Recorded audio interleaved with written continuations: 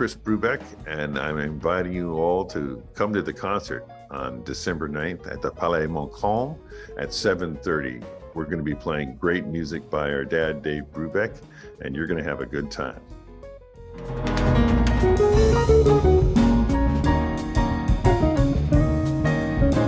Well, we do many of Dave's most famous tunes, but also to keep it interesting, we do some beautiful melodies and songs that perhaps people don't know as well. And I do a lot of background stories for how these tunes came to be. And I get a lot of feedback that people find that very interesting. And you know, we are uniquely qualified to tell his story, having played in his groups and recorded with him and toured with him for, in my case, more than half a century. So we know his music so well, and we know his crazy background so well. It's a very interesting and unique story for a jazz man.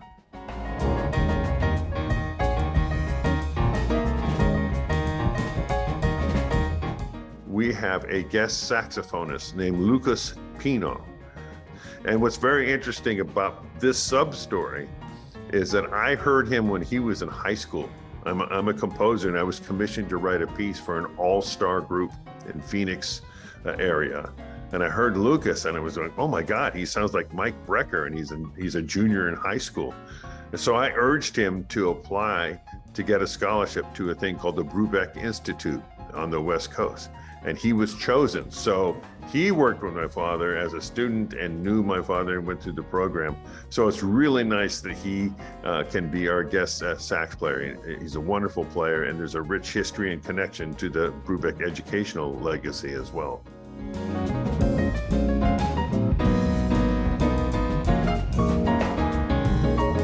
It's the complete reason that we play jazz. Our pianist, Chuck Lamb, usually at one point every night, we just say, Chuck, make something up, because I think that people love jazz.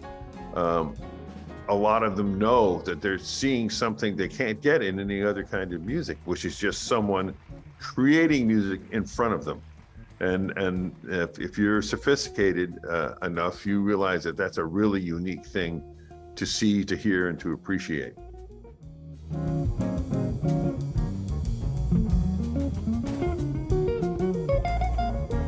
Be a couple places where I'm gonna play trombone. And I asked Chuck to play the left-hand bass on the piano. It was the same thing when I toured with Dave. I only played trombone, 2, 3 tunes a night. And usually on the records we made together, I got to do a couple tunes with him. And it's nice because it's a change of pace. Just when the audience thinks that they've heard everything, you can throw it. I was like, what? Where did that come from, that trombone?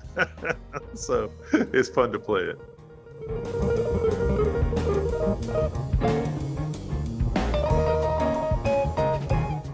There was more advantages than there were disadvantages. And for me personally, like, I took my best shot on trying to be a well-known rock and roll group with touring a lot and doing 3 records by the time I was 25, and sort of did that. And, when he asked me to join his group, I sort of felt like, well, do I want to stay in really crappy hotels the rest of my life and in a worn down van driving 500 miles between clubs, or do I want to start living a better life as a jazz musician? And I felt comfortable saying, okay, I gave it a shot, and that wasn't in the cards for me. So that was a pretty easy decision for me.